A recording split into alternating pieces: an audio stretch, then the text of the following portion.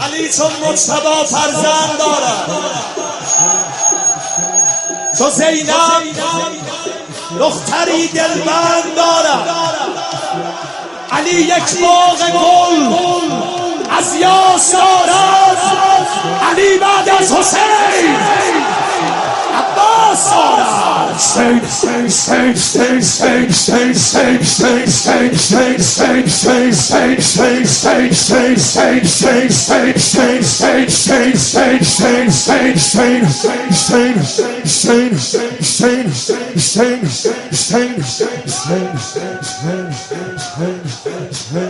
یا بلفظ که میگمش از سر میگیرم، یا بلفظ که میگم به حرم پر میگیرم، یا بلفظ که میگم دلم و زر میگیرم، یا بلفظ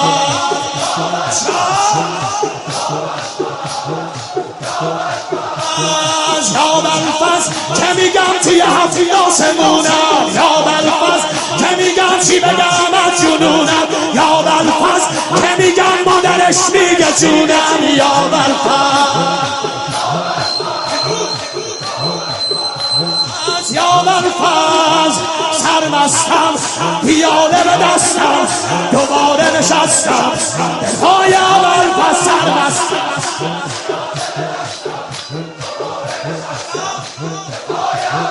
دل مجنون زده به بیابون به نیت ایمون طلای بلفظ آقامه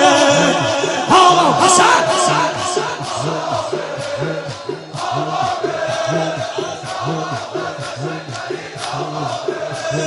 یا بلفظ قشنگترین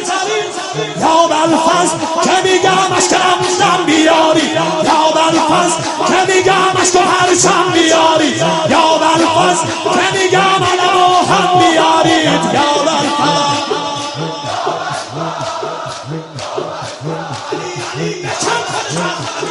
یا بلفظ که میگم تو دلم میشه محشر، یا بلفظ که میگم میرسه بوی حیدر، یا بلفظ که میگم بگو الله اکبر، یا بلفظ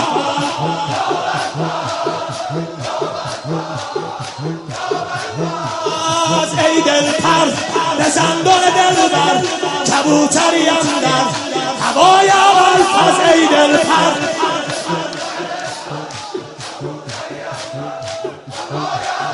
تقدیره دیوونه بمیره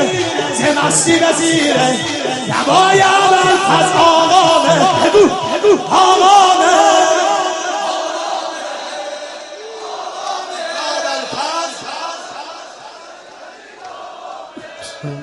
یا بلفظ قشنگترین آقامه آقامه آقامه آقامه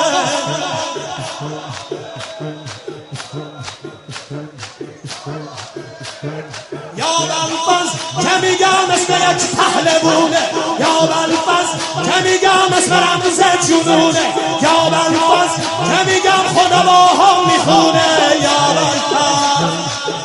دیوونه ها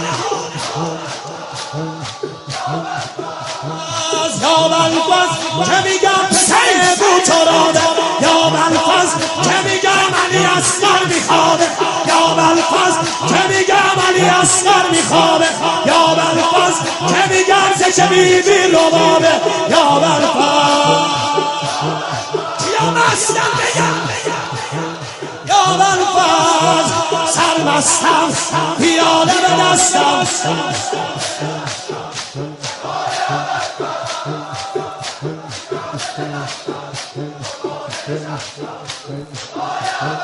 دل مجنون زده به بیابون به نیت ایمون طلای بلفظ